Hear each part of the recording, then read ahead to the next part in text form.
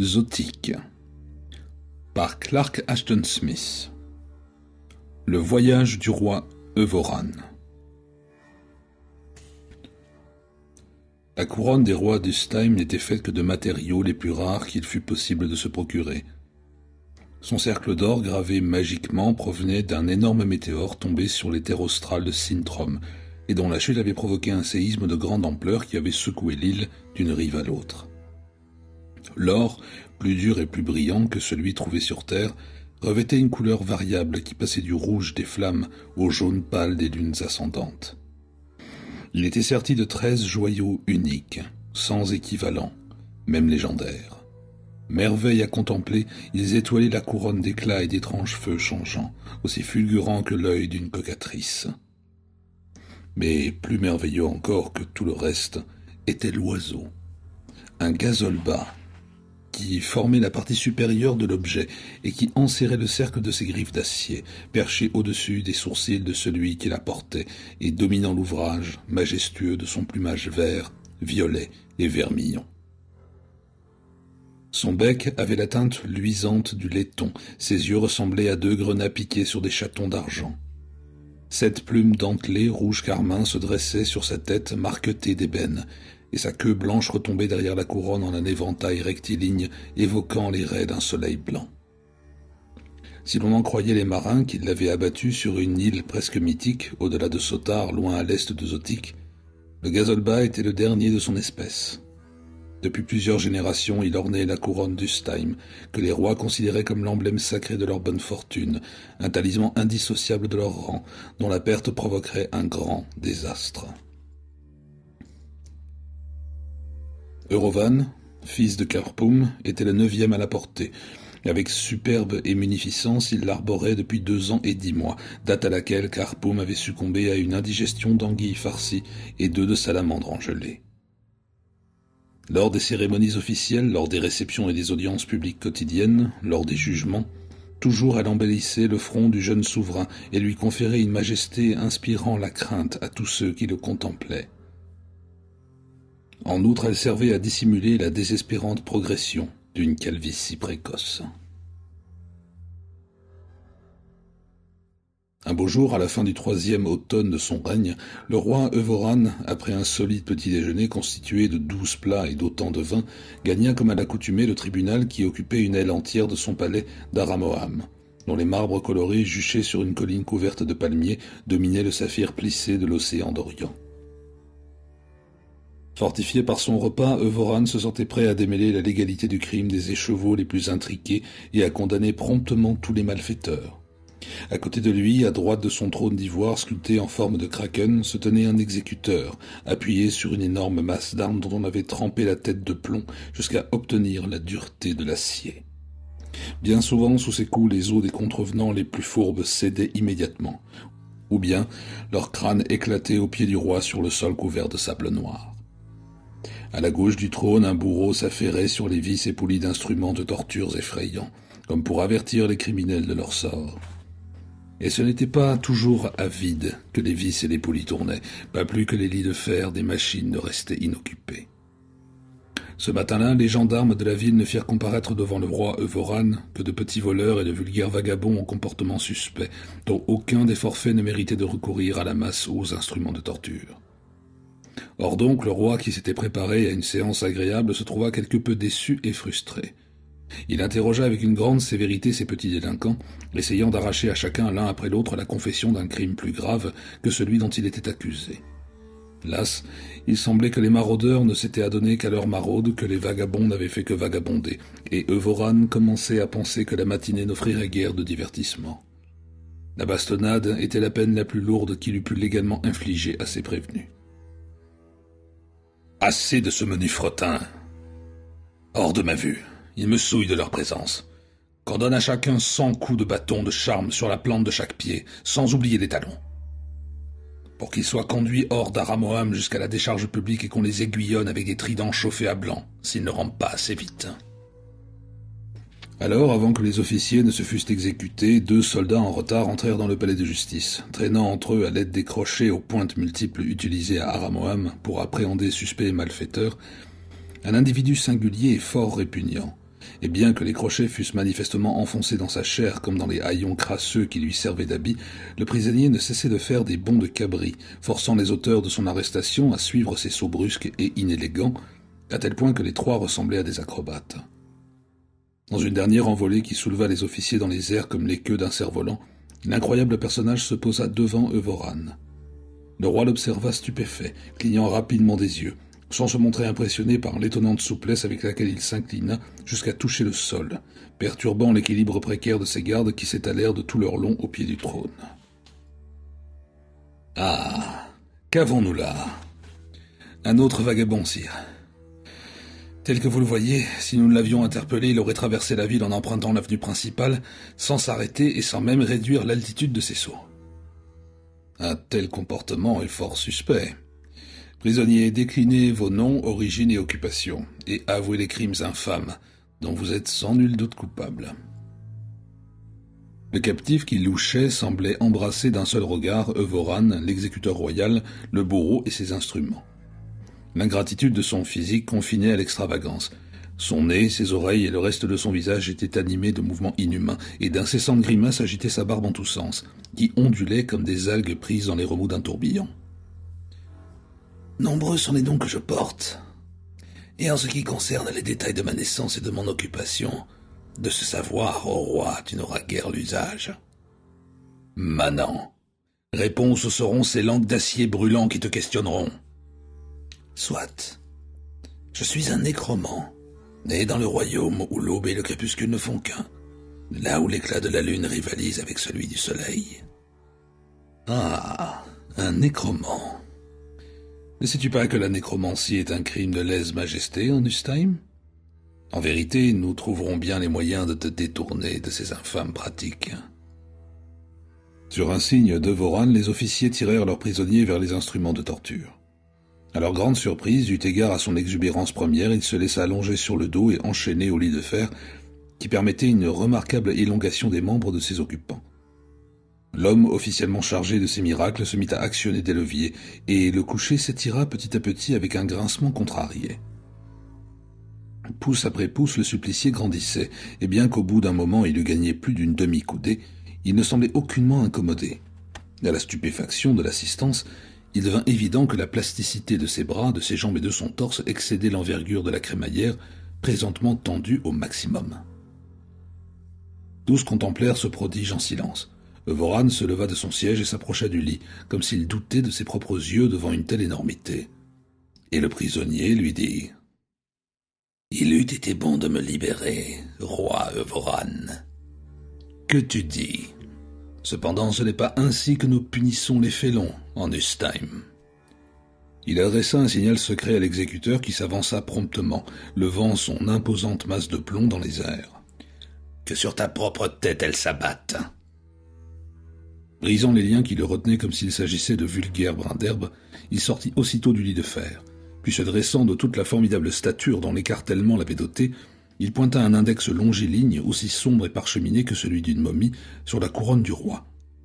Simultanément, il prononça un mot venu d'un autre monde, strident comme le cri des oiseaux de passage, qui de nuit migrent vers des rives inconnues. Chose incroyable, comme en réponse à son interjection, un lourd battement d'ailes retendit soudain au-dessus de la tête de Voran, et le roi sentit son front soulagé du poids considérable qu'il avait l'habitude de supporter. Une ombre passa sur lui. Comme tous ceux qui étaient présents, il contempla dans les airs le gazolba empaillé, abattu plus de 200 ans auparavant par des marins sur une île lointaine. L'oiseau avait déployé ses ailes de toute beauté, et il tenait toujours dans ses serres d'acier le cercle rare de la couronne. Vibrant, il resta un instant suspendu au-dessus du trône, tandis que le roi le regardait avec une stupeur muette mêlée de consternation. Alors, dans un ronronnement métallique, sa queue blanche déployée comme les raies d'un soleil volant, il s'échappa prestement par les portes ouvertes et quitta Aramoam en direction de la mer, dans la lumière du matin. À grand renfort de bonds et de sauts caprins, le nécromant le suivit. Nul homme ne tenta de l'en empêcher. Mais ceux qui le virent s'enfuir de la cité jurèrent qu'il partit vers le nord, le long de la côte, alors que l'oiseau volait vers l'est, en direction de l'île semi-légendaire où il était né. Par la suite, comme s'il était transporté d'un bond dans un royaume lointain, le sorcier disparut d'Ustheim. Cependant, l'équipage d'une galère marchande de Sotar, qui accosta plus tard à Aramoam, raconta comment le Gazolba les avait survolés au mi-temps des flots, gloire multicolore, filant vers les sources de l'aube. Ils affirmèrent encore que la couronne d'or changeant avec ses 13 gemmes sans égale était toujours dans les serres de l'oiseau. Et bien qu'ils eussent longuement commercé dans les archipels merveilleux qu'ils eussent assisté à de prodiges nombreux, ils jugeaient qu'il s'agissait là d'une augure rare et sans précédent. Le roi Evoran, si étrangement et si violemment dépossédé de sa coiffure aviaire, sa calvitie exposée sans vergogne au regard des voleurs et des vagabonds du tribunal, trônait comme un homme foudroyé par les dieux. Le soleil se serait-il assombri dans les cieux, les murs de son palais se seraient-ils écroulés, que son effarement eût difficilement pu être plus grand. Car il lui semblait que sa royauté avait fui avec cette couronne, emblème et talisman de ses pères. De plus, tout cela était contre nature, remettant en question les lois des dieux et des hommes. Jamais encore dans l'histoire ou la légende, un oiseau mort n'avait pris son envol en Ustheim. Cette perte était en effet une effroyable calamité, et Evoran, ayant revêtu un volumineux turban de sabit pourpre, tint conseil avec les plus sages ministres au sujet de cette affaire d'État.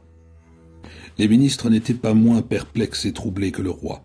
L'oiseau comme la couronne était irremplaçable, et entre-temps la rumeur de cette mauvaise fortune s'était répandue dans tout l'Ustheim. L'angoisse et la confusion avaient envahi la région, et certains habitants commençaient à calomnier Evoran en secret, affirmant que nul homme ne pouvait se prétendre souverain légitime sans la couronne du Gazolba. Alors, comme les rois en avaient l'habitude, quand l'intérêt national l'exigeait, Evoran se rendit dans le temple où demeurait Géol, dieu chtonien et principale divinité d'Aramoam.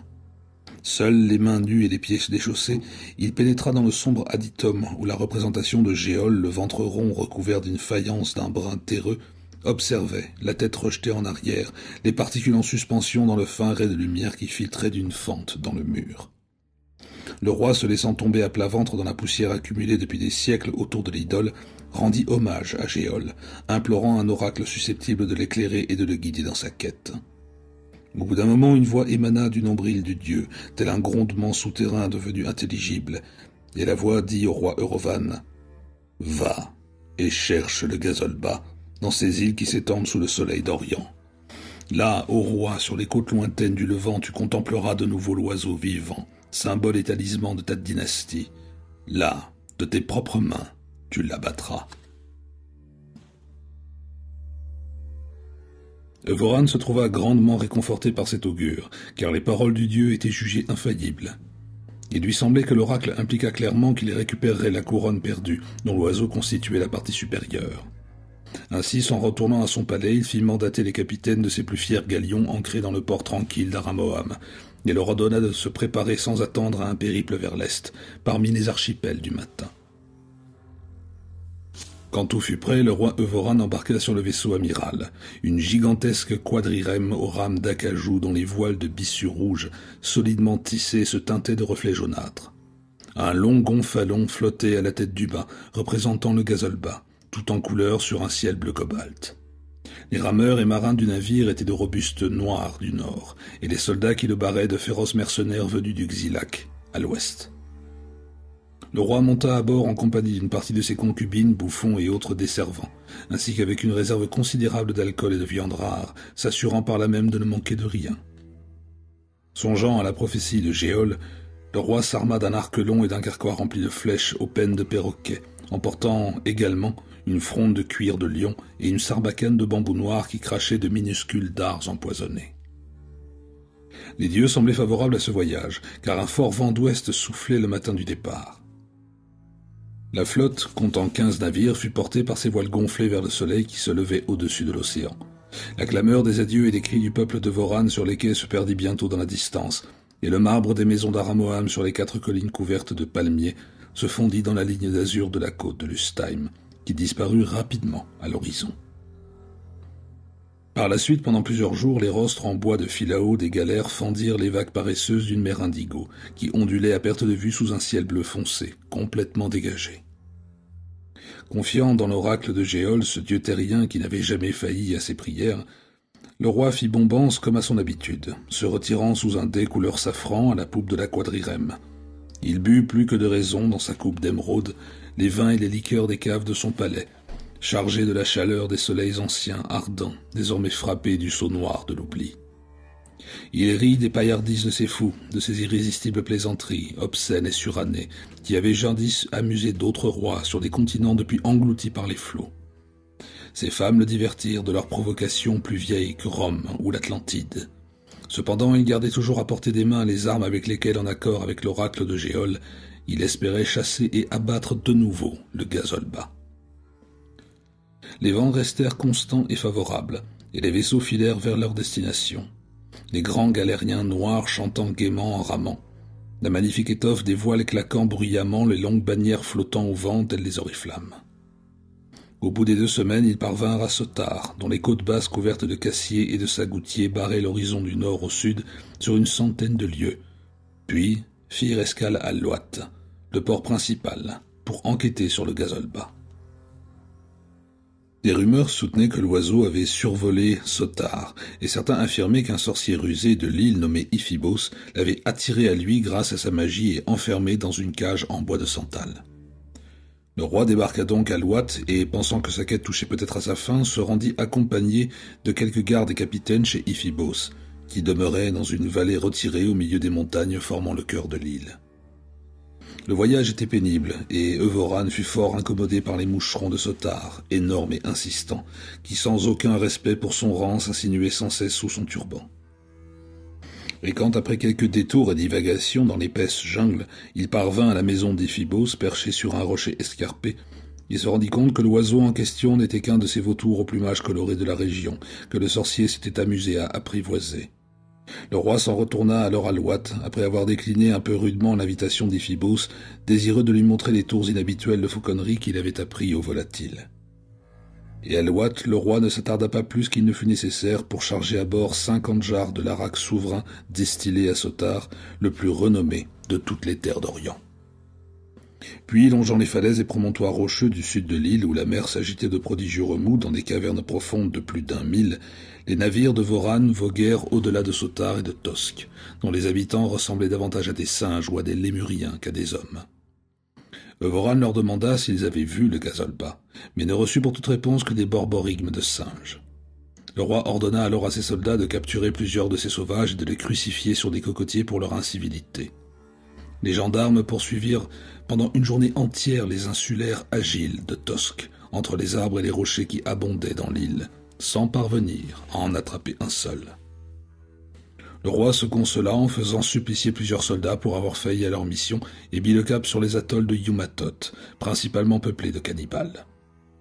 Après avoir dépassé Yumatot, limite habituelle de ceux qui, partis du Steim, voyageaient vers l'est, les vaisseaux entrèrent en mer Ilosienne, où ils accostèrent sur des îles et des rivages presque mythiques, décrits seulement par les légendes. Il serait ennuyeux de relater ici tous les détails de ce voyage durant lequel Euvoran et ses capitaines poursuivirent leur route vers les sources de l'Aube.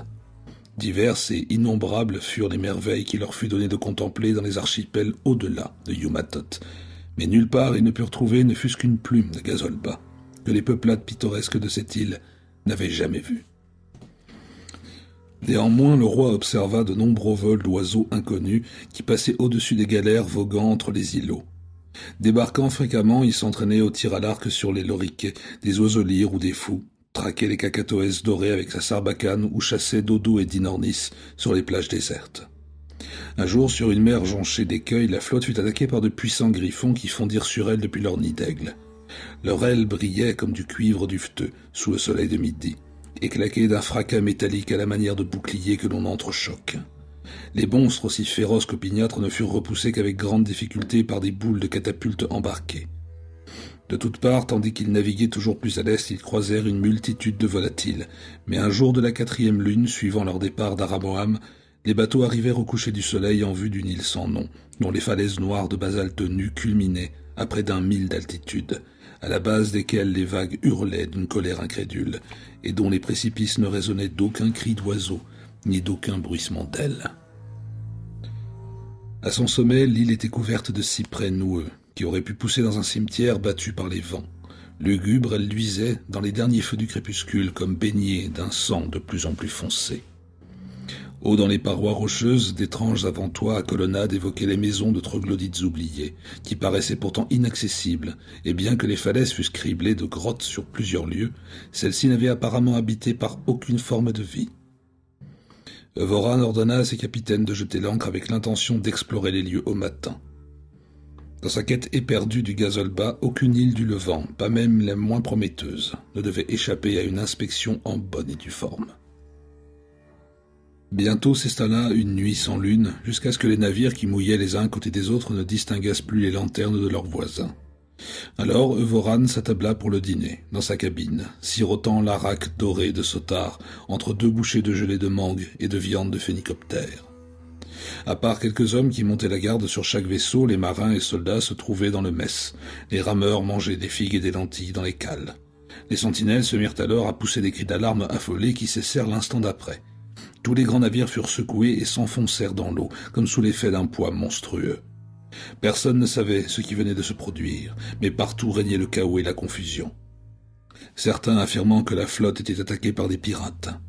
Ceux qui jetèrent un coup d'œil par les regards et les sabords des rames constatèrent que les lanternes de leurs voisins avaient été éteintes et perçurent un bouillonnement, un tourbillon de nuages bas dans l'obscurité. Ils virent que des myriades de créatures noires immondes aussi grandes que des hommes et ailées comme des oupires s'agrippaient aux rangées des rames. Ceux qui osèrent s'approcher des hublots s'aperçurent que les ponts, les gréements et les mâts étaient couverts de ces créatures qui, semblait-il, sortaient la nuit, descendant telles des chauves-souris des cavernes de l'île. Alors, monstres de cauchemar, les choses se mirent à envahir les écoutilles, à assaillir chaque ouverture, griffant de leurs serres infernales ceux qui leur barraient la route. Quelque peu encombrées par leurs ailes repoussées à coups de lance et de flèches, elles revinrent pourtant, encore et encore, pressant toujours davantage, innombrables, piaillant faiblement à la manière des chauves-souris. Il s'agissait sans aucun doute de vampires. Chaque fois qu'il parvenait à mettre un homme à terre, il se jetait avidement sur lui et s'en délectait sans retenue, lui suçant le sang jusqu'à ce qu'il ne lui restât à peine plus que la peau sur les os. Les ponts supérieurs, des rameurs à moitié ouverts au vent, furent rapidement perdus, leur équipage submergé par cet abominable déferlement. Les galériens en fond de cale hurlaient que l'eau entrait par les sabords, et le bateau s'enfonçait sous un poids toujours croissant. Toute la nuit, les hommes de Voran combattirent les vampires, se relayant près des portes et des hublots quand la fatigue les gagnait. Nombre d'entre eux furent capturés et vidés de leur sang devant leurs camarades alors que la nuit s'écoulait lentement. Nulle arme mortelle ne pouvait, semble-t-il, venir à bout des vampires, bien que le sang dont ils s'étaient gorgés jaillît à grands jets de leurs corps percés. De plus en plus nombreux, ils s'agglutinèrent sur les navires jusqu'à ce que les birèmes commençassent à sombrer et que les rameurs ne se noyassent dans les cales inondées de plusieurs trirèmes et quadrirèmes. Le roi Euvoram s'offensa de cette grossière agitation qui venait troubler ce souper, et quand l'araque doré fut renversé et que les mets de viande rare furent projetés sur le sol par les violentes oscillations du bateau, il décida de sortir de sa cabine, muni de toutes ses armes, pour croiser le fer avec les mécréants responsables de cet affront. Mais au moment où il se tournait pour ouvrir la porte à la volée, une atroce stridulation étouffée lui parvint depuis le hublot derrière lui. Les femmes qui se trouvaient dans la pièce se mirent à pousser de grands cris et les fous se mirent à hurler de terreur. Alors, à la lumière des lampes, le roi aperçut un visage ténébreux, avec des dents et des narines de chauve-souris, qui se penchait par l'un des hublots de la cabine.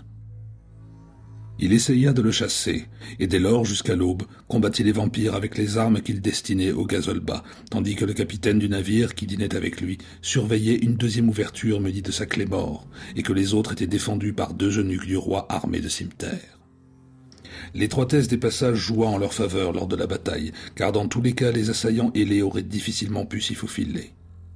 Après de longues heures d'une lutte effroyable et épuisante, l'obscurité s'éclaircit d'une autre brume, et les vampires s'envolèrent, formant une nuée noire au-dessus des galères, avant de repartir vers leurs grottes nichées dans les immenses falaises de cette île sans nom.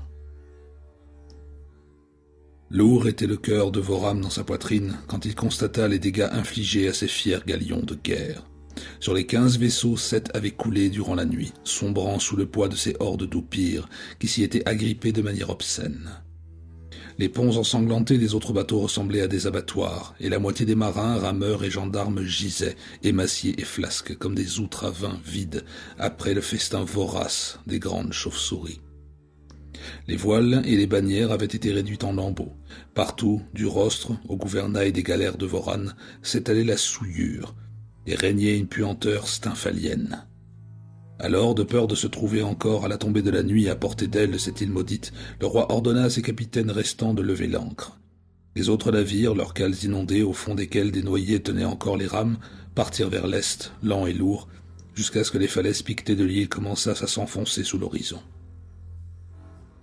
Au coucher du soleil, il n'y avait aucune terre en vue, et au bout de 2 jours, ils parvinrent sans être attaqués par les vampires à une île corallienne, abritée des vagues par un lagon calme, seulement peuplé d'oiseaux. Là, pour la première fois, Euvoran s'arrêta pour réparer ses voiles en lambeaux, pomper l'eau dans ses cales et nettoyer le sang et les immondices sur ses ponts.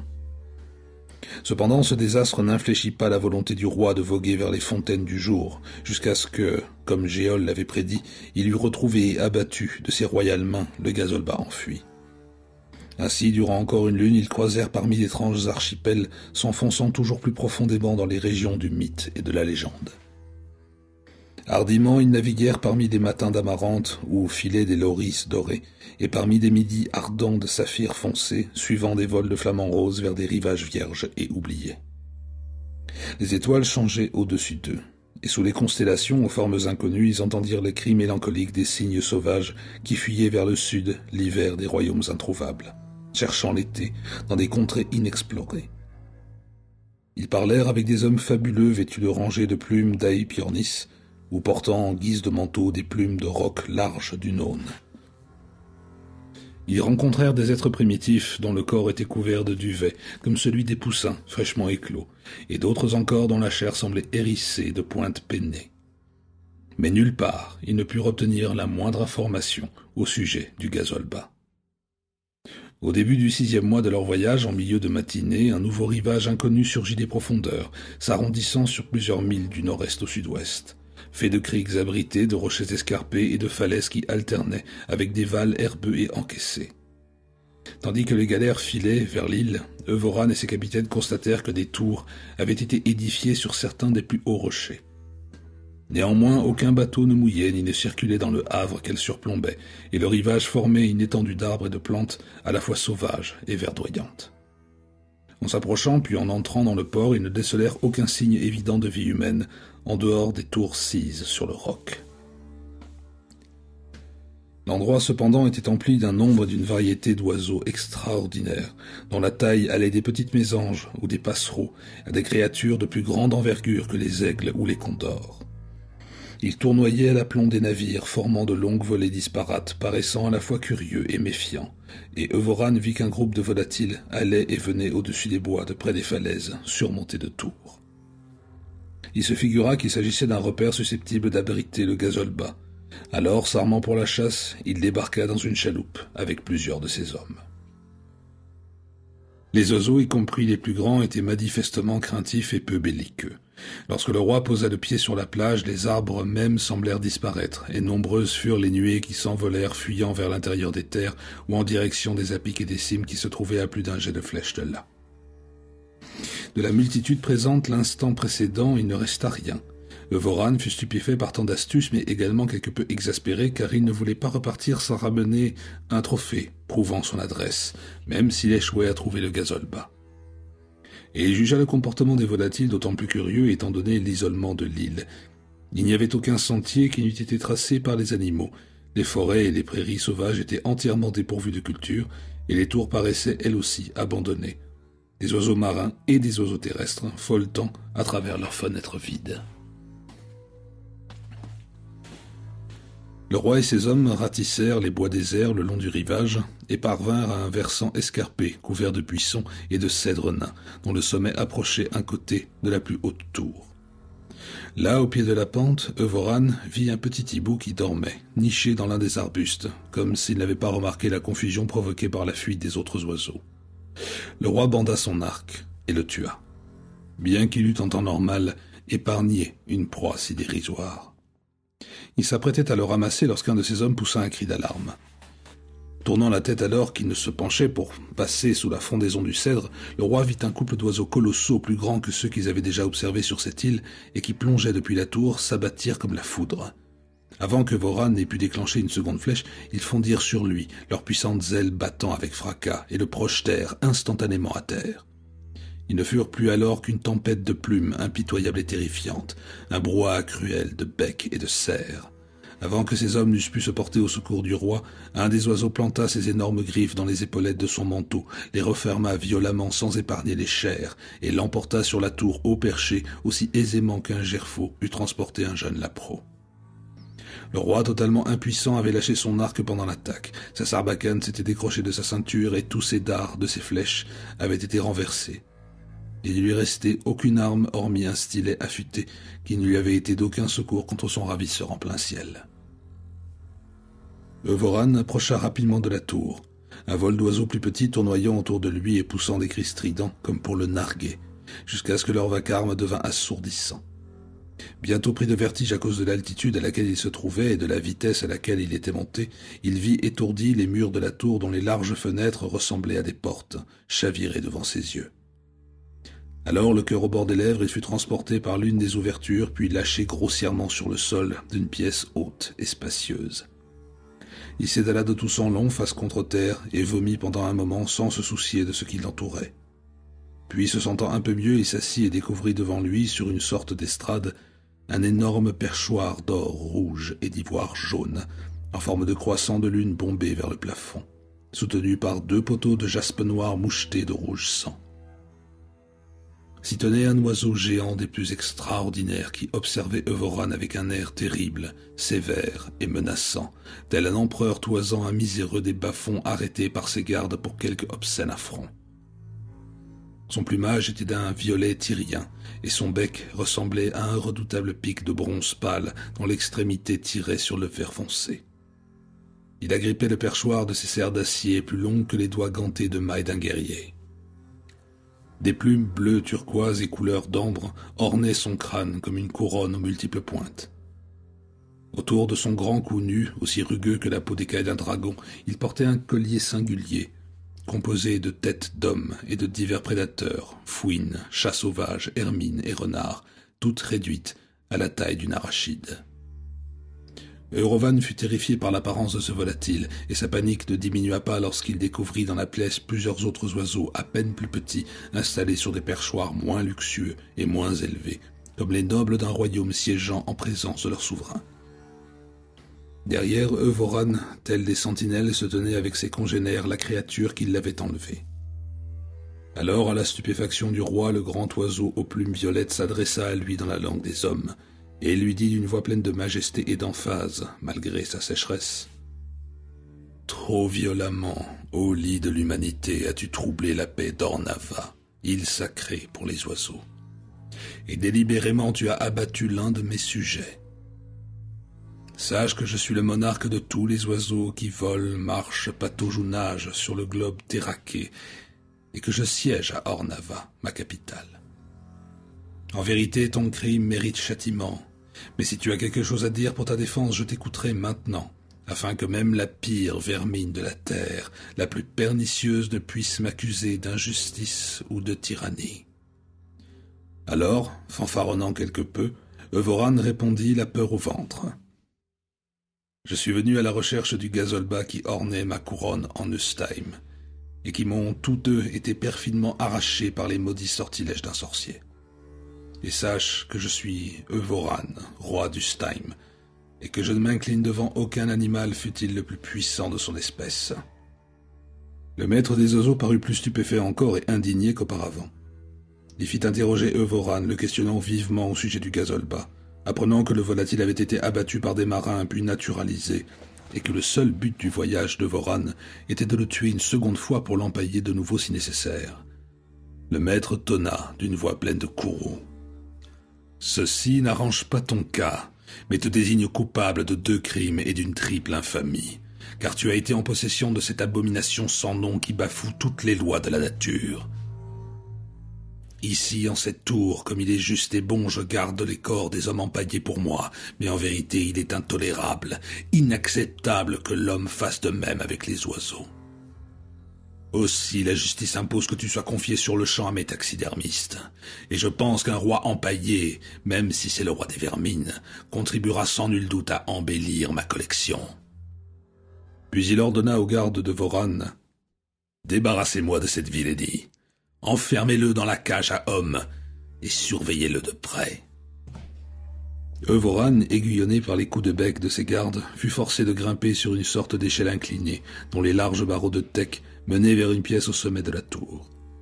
Au centre de cette pièce se trouvait une cage de bambou assez grande pour contenir au moins une demi-douzaine d'individus. Le roi fut conduit à l'intérieur et les oiseaux verrouillèrent la porte derrière lui, aussi habiles de leur serre qu'un homme de ses doigts. L'un d'entre eux resta ensuite à côté de la cage, surveillant Euvoran de près à travers les barreaux, tandis que l'autre s'envolait par une large fenêtre pour ne plus revenir. La cage n'offrant rien de plus confortable, le prisonnier s'assit sur la litière de paille. Assailli par un profond désespoir, il trouvait sa situation tout à la fois ignoble et terrifiante. Le fait qu'un oiseau pût parler, insulter et vilipender la race humaine dépassait son entendement. Il trouvait tout aussi monstrueux qu'un animal régnât en maître avec la pompe et le pouvoir d'un roi et disposât de serviteurs. Réfléchissant à ces prodiges outrageux, Euvoran prit son mal en patience. Au bout d'un moment, on lui apporta de l'eau et des graines crues dans des récipients en terre, mais il ne put avaler cette nourriture. Plus tard, alors que le jour tirait vers le soir, il entendit des cris d'hommes et d'oiseaux au pied de la tour, et couvrant sporadiquement ses hurlements, il lui semblait que des armes s'entrechoquaient et que des rocs s'écrasaient sur le sol. Euvoran comprit que ses marins et soldats, ayant vu qu'il avait été emporté dans la tour, attaquaient l'endroit pour le délivrer. Des bruits s'intensifièrent en un formidable et terrifiant vacarme où se mêlait la râle des hommes agonisants et les cris perçants et vengeurs dignes d'un combat de harpies. Puis la clameur reflua, les bruits diminuèrent, et Euvoran sut que l'assaut avait échoué. Alors tout espoir s'évanouit en lui, se muant en une détresse plus sombre encore. Le soleil déclina enfin, se coucha sur la mer, et s'immisçant par les fenêtres, ses rayons rasants vinrent l'effleurer en enveloppant les barreaux de sa cage d'un simulacre d'or. La lumière se déversant dans la pièce céda progressivement au crépuscule, qui tissa dans l'air pâle une toile diaphane et frémissante. Juste avant la nuit, un garde relaya le volatile diurne qui surveillait le prisonnier. Le nouveau venu était un nyctalope plus grand que Voran, dont le plumage et la forte silhouette évoquaient ceux d'une chouette perchée sur de robustes pattes de mégapode. L'insistance des yeux jaunes et brillants de la sentinelle qui brûlait d'un éclat plus mauvais à mesure que le soir tombait mettait Euvoran mal à l'aise. Le roi pouvait à peine soutenir ce regard inflexible et pénétrant. Mais une lune presque pleine encore finit par se lever, éclaboussant la pièce d'un vif argent spectral, donnant au reflet pâle aux yeux de l'oiseau. Euvoran élabora alors un plan désespéré. Ses geôliers, jugeant qu'il était désarmé, avaient négligé de retirer de sa ceinture son stylet, une lame triangulaire à double tranchant, à la pointe aussi effilée que celle d'une aiguille. Discrètement, il saisit le manche du poignard sous son manteau et feignit un malaise soudain, se mit à gémir, à tituber, agité de spasmes répétés qui le plaquèrent contre les barreaux. Comme il s'y attendait, le grand nyctalope s'approcha, curieux de savoir ce dont le roi souffrait, et se pencha au-dessus de Voran. Alors, le roi, simulant une convulsion plus violente que les autres, sortit le stylet de son fourreau et frappa rapidement la gorge tendue de l'oiseau. Habilement porté, le coup fit mouche, perçant les veines les plus profondes et étouffant les caquettements du volatile dans son propre sang. Il s'écroula, battant si bruyamment des ailes que Voran craignit que le vacarme ne réveillât les occupants de la tour. Mais ses inquiétudes se révélèrent infondées, car personne ne vint. Bientôt, les ailes du nyctalope cessèrent de s'agiter, et il resta sur le sol, immobile, dans un amas de plumes froissées. Le roi suivit alors son plan et fit aisément coulisser les verrous des larges portes de bambou treillissées. Puis, se postant au sommet de l'échelle en bois de teck, menant à la pièce inférieure, il observa le maître des oiseaux endormi au clair de lune sur son perchoir gris éléphantin, son terrible bec en forme de pic glissé sous son aile. Euvoran hésitait à descendre, de peur de le réveiller. De surcroît, des volatiles semblables à celui qu'il venait de tuer pouvaient très bien surveiller les autres étages de la tour. Une fois encore, le désespoir le submergea, mais d'une trempe habile et ingénieuse, Euvoran échafauda un nouveau plan. Péniblement, à l'aide de son stylet, il écorcha de puissants nyctalopes et nettoya de son mieux le sang sur son plumage, puis il se glissa dans la peau de l'animal, la tête de l'oiseau posée sur la sienne, regardant par deux trous ménagés entre les plumes de sa gorge massive. La dépouille lui allait assez bien, en raison de sa poitrine et de sa panse rebondie, et la lourde queue dissimulait la progression de ses petites jambes maigres. Imitant l'allure et la démarche de l'animal, le roi descendit l'échelle à pas prudents, craignant de tomber ou que son imposture ne fût découverte. Le maître des oiseaux qui dormait seul ne broncha pas quand Euvoran, atteignant le sol, traversa furtivement la pièce jusqu'à une autre échelle menant à l'étage inférieur. Là, plusieurs grands volatiles se reposaient sur leur perchoir, et le roi manqua de mourir de terreur en passant près d'eux. Certains remuèrent un peu, pépillant dans leur sommeil, comme s'ils sentaient sa présence, mais aucun ne s'interposa. Il descendit alors dans une troisième pièce où il découvrit paniquées les silhouettes dressées et nombreuses d'hommes habillés en marins, en marchant ou bien nus, et badigeonnés d'ocre coloré à la manière de sauvages. Tous se tenaient là, figés et lugubres, comme sous le joug d'un enchantement, à peine moins effrayant que les oiseaux. Mais se souvenant de ce que le maître des lieux lui avait expliqué, Euvoran comprit qu'il s'agissait de ceux qui avaient été capturés comme lui, et qui avaient été conservés grâce au talent des taxidermistes royaux. Aussi descendit-il en tremblant dans la pièce suivante, remplie d'animaux empaillés, chats, tigres, serpents et autres ennemis de la race aviaire. L'étage inférieur correspondait au rez-de-chaussée de la tour, et ses issues étaient gardées par de gigantesques oiseaux de nuit semblables à la dépouille que portait le roi. Là, en vérité, résidait le plus grand danger, l'ultime mise à l'épreuve de son courage.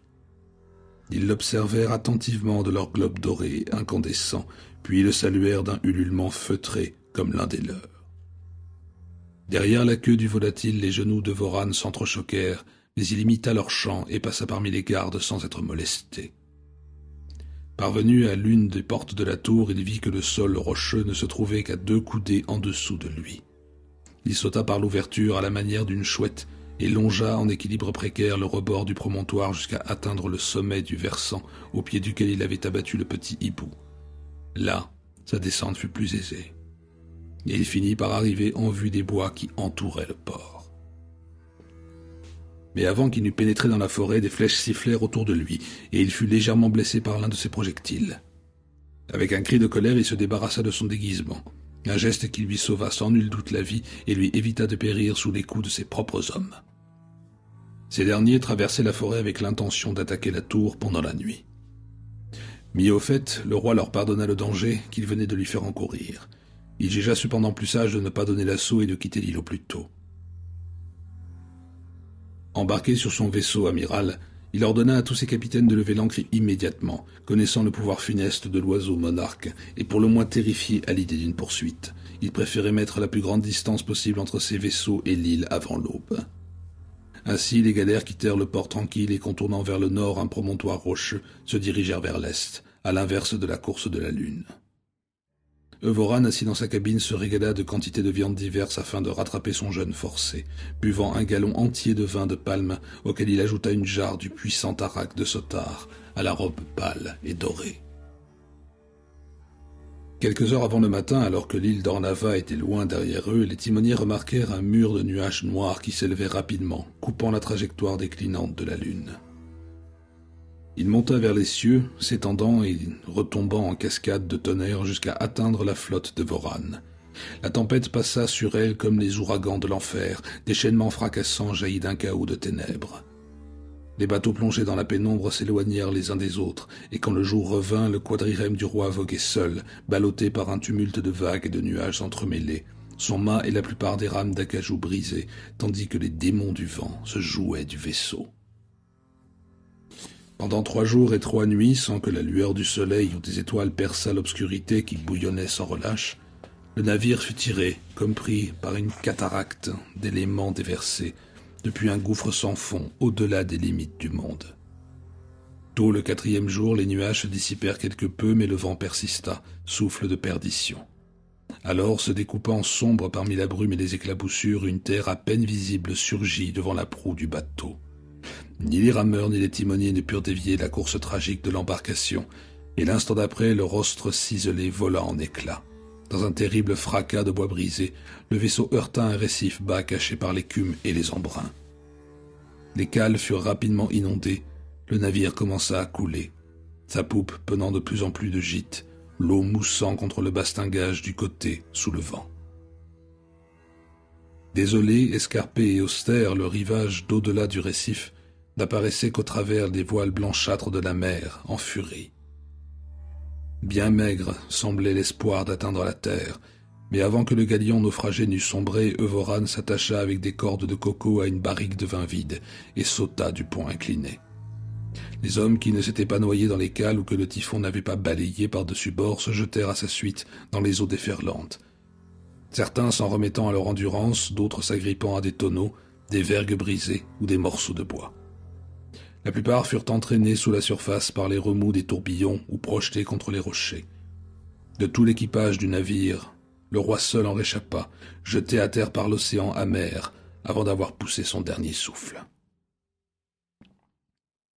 À moitié noyé, presque inconscient, il resta allongé sur la plage en pente douce où les vagues l'avaient déposé. Bientôt le déchaînement de l'orage fut oublié, la crête des lames s'arrondit, les nuages s'éparpillèrent en un rideau de perles, et le soleil, se levant au-dessus des rochers dans l'azur profond d'un ciel immaculé, brilla sur Euvoran. Le roi, toujours abasourdi par les violentes secousses de la mer, entendit étouffé, comme en rêve, le chant aigu d'un oiseau inconnu. Il ouvrit les yeux pour découvrir, planant, les ailes déployées, cette splendeur de plumes et de duvet multicolores qu'était le gazolba. Un cri jaillit de nouveau, rauque et perçant, semblable à celui d'un paon, et l'oiseau resta un instant au-dessus de lui avant de voler vers l'intérieur de l'île, parmi les rochers. Oubliant toutes ses épreuves et la perte de ses fières galères de guerre, le roi se détacha en hâte de la barrique vide, puis, toujours étourdi, se leva avec difficulté pour suivre le volatile. Bien qu'il fût désarmé, il lui semblait que l'accomplissement de l'oracle de Géol se trouvait à sa portée. Plein d'espoir, il s'équipa tout en pourchassant le gazolba d'un grand gourdin de bois flotté et de gros galets ramassés sur la plage. Euvoran déboucha par une faille entre les rochers escarpés dans une vallée abritée où, entre les troncs aux feuilles exotiques et les fleurs odorantes d'arbustes d'Orient, s'écoulaient des sources tranquilles. Là, sous ses yeux ébahis, volait de branche en branche une multitude d'oiseaux arborant le plumage bariolé du gazolba, et il fut incapable de retrouver celui qui l'avait suivi. Cette profusion dépassait son entendement, car lui et tout son peuple pensaient le volatile empaillé unique et sans égal en ce monde, comme les autres éléments de la couronne du Staim. Le roi comprit que ses pères avaient été bernés par les marins qui avaient tué l'oiseau dans une île lointaine, jurant ensuite qu'il était le dernier de son espèce. Néanmoins, malgré sa colère et sa confusion, Euvoran considéra qu'un seul spécimen issu de la volée pourrait toujours servir d'emblème et de talisman de sa royauté en Ustaim, et justifierait sa quête parmi les îles de l'Aube. Alors, à grand renfort de pierres et de bâtons, il essaya d'abattre un des gazolbas. Les volatiles fuyaient de branche en branche à son approche avec d'horribles cris aigus, formant dans les airs un tourbillon de plumes d'une splendeur impériale. Au bout du compte, par chance ou par adresse, Euvoran finit par en toucher un. Tandis qu'il se dirigeait vers l'endroit où l'oiseau était tombé, il vit un homme vêtu de hardes grossières, armé d'un arc rudimentaire qui portait sur son épaule une brassée de gazolba attachée par les pattes grâce à de solides lanières d'herbe. L'homme arborait en guise de couvre-chef la peau et les plumes du même volatile. Il s'avança vers Euvoran, poussant des cris indistincts dans sa barbe emmêlée. Le roi l'observa, surpris et courroucé, avant de lui annoncer d'une voix forte « Vil cerf, comment oses-tu chasser l'oiseau sacré des rois du Staim? Ne sais-tu pas qu'eux seuls peuvent le porter sur la tête? Moi, roi Euvoran, te ferai payer chèrement ces affronts. » Sur ce, regardant Euvoran avec un air étrange, l'homme éclata d'un long rire moqueur, comme s'il prenait le roi pour un simple d'esprit. Il semblait s'amuser grandement de l'accoutrement du souverain, dont les vêtements pendaient maculés, raidis par le sel marin en train de sécher, et dont le turban avait pernicieusement été arraché par les vagues, découvrant sa calvitie. « En vérité, voilà la toute première plaisanterie que j'entends depuis longtemps. Veuillez excuser mon hilarité. Il y a 9 ans que j'ai échoué sur cette île, capitaine venu d'Ulutroy, ces terres lointaines du sud-ouest.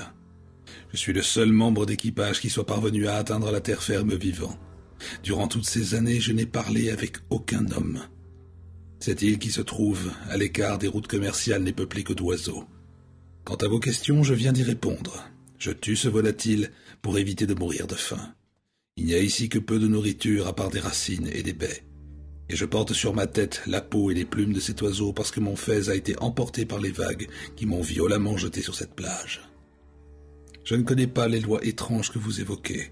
En outre, votre rang ne me concerne pas vraiment, car cette île n'a pas de roi. Et vous et moi en sommes les seuls habitants. Or, je suis le plus fort et le mieux armé d'entre nous. De ce fait, ô roi Evoran, vous êtes prévenu, et puisque vous avez abattu un oiseau, je vous conseille de le ramasser et de me suivre. En vérité, je peux peut-être vous aider à l'embrocher et à le faire griller. J'imagine que vous connaissez mieux les produits de l'art culinaire que sa pratique. » Entendant cela, la colère de Voran s'éteignit en lui comme une flamme à court de combustible. Il mesurait clairement la situation à laquelle avait abouti son voyage, et amèrement y comprit l'ironie contenue dans l'oracle de Géol. Il savait que les épaves de sa flotte de guerre s'étaient échouées sur les rivages d'îles inconnues, ou avaient dérivé sur des mers impossibles à traverser. Alors il comprit qu'il ne reverrait jamais les maisons de marbre d'Aramoam, ne vivrait plus dans l'opulence, ne rendrait plus justice au tribunal, assis entre le bourreau et l'exécuteur, ne porterait plus la couronne au gazolba sous les applaudissements de son peuple. Dès lors, n'étant pas complètement dépourvu de raison, il se plia à son destin, et il dit au capitaine : « Tes paroles sont sensées.